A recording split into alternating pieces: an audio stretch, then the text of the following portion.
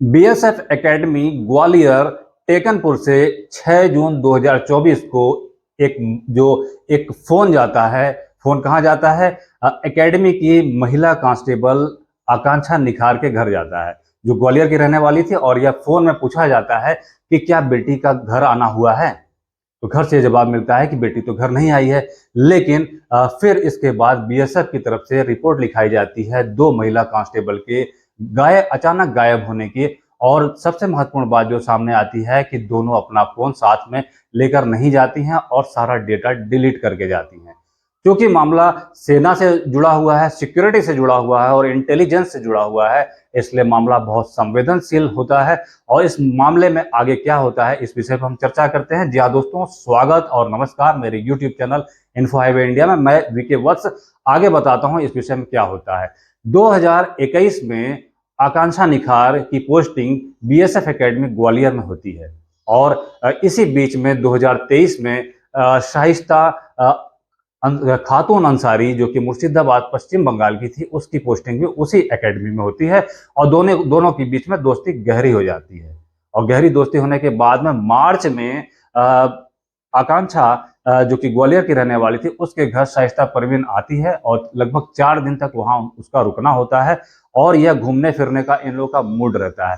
तो माँ सारी चीजें देखती है कि दोस्ती हुई है, अच्छी दोस्ती है। वह बताती है अपनी माँ को कि शहाना खातून अंसारी जो है यह मुर्शिदाबाद की रहने वाली है और वह उसकी अच्छी दोस्त है।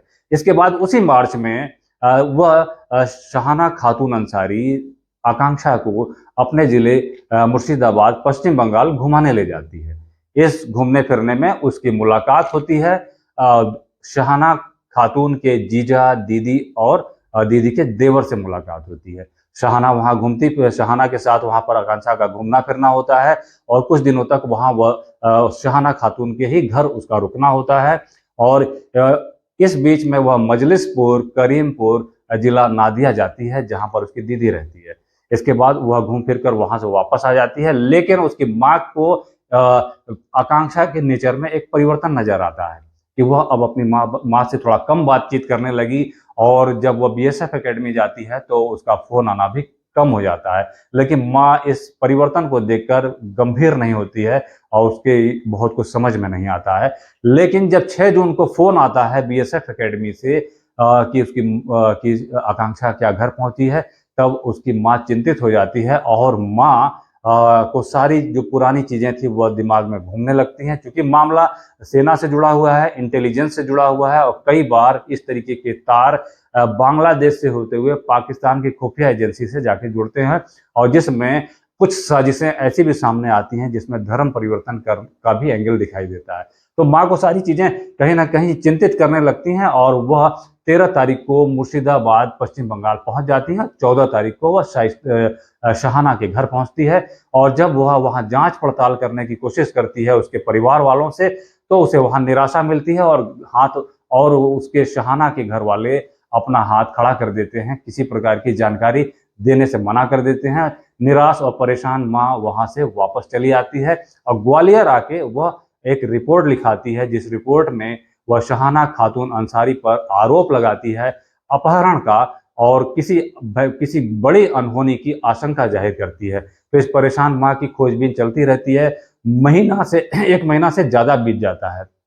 इस बीच में कोई खबर नहीं आती और कहीं देखा जाए तो पुलिस की भी सक्रियता बहुत स्पष्ट नहीं दिख रही होती है। और जहां जितना बीएसएफ को सक्रिय होना चाहिए था, ऐसी मां को भी किसी प्रकार का आश्वासन नहीं मिल पा रहा था। वह लगातार परेशान रहती है। वह 3 तारीख को जब जन सुनवाई में पहुंचती है और वहां सीएसपी हिना खातून से उसकी वार्ता होती है, तब यह बात सामने आती है मीडिया के कि बीएसएफ के जो एकेडमी का जो हॉस्टल है उससे 2 बीएसएफ की महिला सिपाही वहां से कांस्टेबल वहां से गायब हुई हैं और मामला बड़ा संवेदनशील है। इसके बाद सभी समाचार पत्रों में लगभग यह खबर दिखाई देती है। हिना खान, जो कि वहां ग्वालियर की सीएसपी रहती हैं, वह आश्वासन देती हैं, रिपोर्ट दर्ज करने के बाद आश्वासन देती हैं कि पुलिस टीम गठित की जाएगी और संबंधित स्थानों पर जांच के लिए भेजी जाएगी। मामला आगे बढ़ता रहता है और माँ परेशान रहती है और धीरे धीरे करके इंटेलिजेंस वालों के भी कान खड़े हो जाते हैं, क्योंकि मामला बहुत संवेदनशील है और कहीं ना कहीं समय भी खिंचता जा रहा था। इसी बीच में 12 जुलाई को एक खबर आती है, 12 जुलाई को एक खबर आती है। और आपको मैं बताऊं कि 6 जून को जब वह गायब हुई थी तो 7 जून को जो कि जबलपुर के रेलवे स्टेशन की सीसीटीवी की जो रिपोर्ट निकाली गई थी, उसमें जबलपुर से दिल्ली जाती हैं ये दोनों, दिल्ली में वहां एटीएम से पैसे निकालती हैं, वहां से हावड़ा पहुंचती हैं और हावड़ा में भी रेलवे स्टेशन पर इनकी लोकेशन थोड़ी दिखाई देती है। सुबह 7 बजे इनकी लोकेशन वहां मिलती है। इसके बाद उसी दिन रात के 11 बजे वहां पर मुर्शिदाबाद के बहरामपुर रेलवे स्टेशन पे भी इनकी लोकेशन मिलती है, जहां से वह किसी ऑटो वाले को रोककर उसके फोन से घर पे बात करती है आकांक्षा निखार। तो यह सब कुछ मामला बड़ा ही संवेदनशील और परेशान करने वाला था।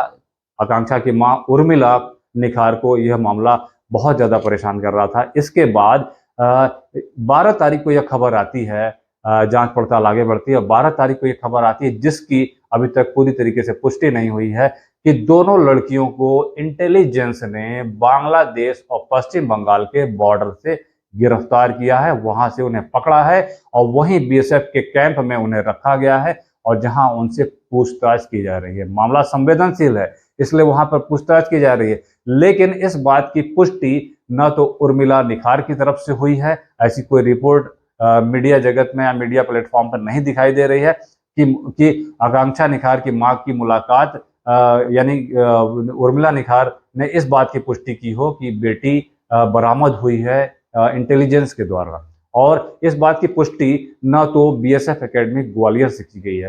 तो मामला बहुत संवेदनशील है, बार बार कुछ इस तरीके की घटनाएं होती रही हैं और इसमें सबसे जो महत्वपूर्ण एंगल है वह यह कि जो शहाना खातून अंसारी है, कहीं ऐसा तो नहीं वह किसी टेररिस्ट ऑर्गेनाइजेशन के संपर्क में आ गई हो, किसी आईएसआई के संपर्क में आ गई हो, या बांग्लादेश में जो वर्किंग कुछ आतंकवादी या आईएसआई का जो नेटवर्क है कहीं उसके संपर्क में आकर कहीं आकांक्षा निखार के धर्म परिवर्तन के साथ कुछ बड़ा खेल तो नहीं खेला जा रहा है। ऐसा मामला इंटेलिजेंस के साथ हो सकता है, ऐसा मामला सामने आ सकता है। यह मेरी ही आशंका नहीं है, बहुत से उदाहरण ऐसी आशंका के लिए ऐसा सोचने के लिए मजबूर करते हैं। तो अभी फिलहाल जो रिपोर्ट 12 जुलाई को सामने आई है, यह मामला थोड़ा सा पुराना है लेकिन बहुत कम चर्चा में है, जबकि बहुत संवेदनशील है। इस विषय पर पर्याप्त बहस होनी चाहिए और जानकारी सामने आनी चाहिए। तो 12 तारीख की यह रिपोर्ट है, 12 जुलाई की यह रिपोर्ट है कि दोनों को वहां से बरामद किया गया और इस बात की अभी तक पुष्टि नहीं हुई है। तो यह था मामला ग्वालियर बीएसएफ एकेडमी का। बीएसएफ कोई पढ़ाई लिखाई वाली कोई प्राइवेट संस्था नहीं है या कोई छोटा मोटा ट्रेनिंग इंस्टीट्यूट नहीं है। बीएसएफ भारत की सेना यानी सीमा सुरक्षा बल, बॉर्डर सिक्योरिटी ऑर्गेनाइजेशन की एक जो एकेडमी है वह उससे जुड़ी हुई है और वहाँ पर प्रशिक्षण का कार्यक्रम होता है। तो यह भारत की सभी इंटेलिजेंस जो एजेंसियां हैं उनके कान खड़ा करने वाली बात है।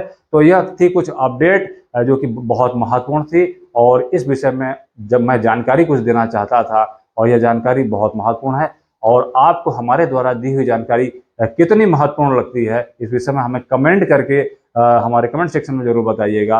और इस जानकारी को शेयर करना जरूरी समझते हो तो इसे लाइक करिएगा, इसको कमेंट करिएगा और जानकारी को शेयर जरूर करिएगा। हमारे चैनल पर नए हो तो हमारे चैनल को लाइक शेयर सब्सक्राइब जरूर करिएगा। फिर आते हैं कुछ ऐसी जानकारियों के साथ और फिर लाते हैं कुछ इसी तरीके की ट्रेंडिंग और वायरल खबरें जो हमारे लिए समाज के लिए उपयोगी हैं। तब तक के लिए धन्यवाद, नमस्कार, वंदे मातरम।